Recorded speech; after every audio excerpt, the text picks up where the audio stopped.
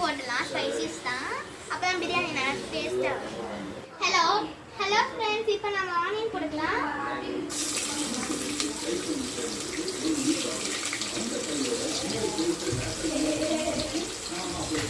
நம்ம ஆனியனை பொன்னிறமா வர வரைக்கும் உப்பு போட்டுக்கலாம். போட்டு முடிச்சாச்சு. சரி, கொஞ்ச நேரத்துக்கு வெயிட் பண்ணணும். நம்ம இஞ்சி பூண்டு பேஸ்ட் போடலாம்.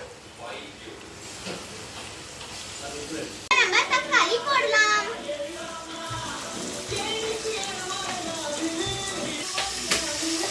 அப்ப கலக்கிற மாதிரி இப்பயும் கலக்கணும். நம்ம பொட்டேட்டோ, கேரட், பீன்ஸ் போடலாம்.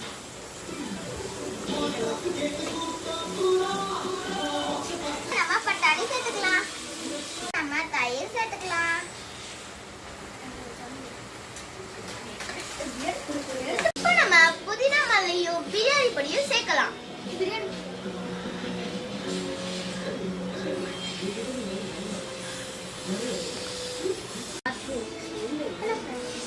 இப்போ நம்ம தேவையான அளவுக்கு தண்ணி ஊத்திக்கலாம்.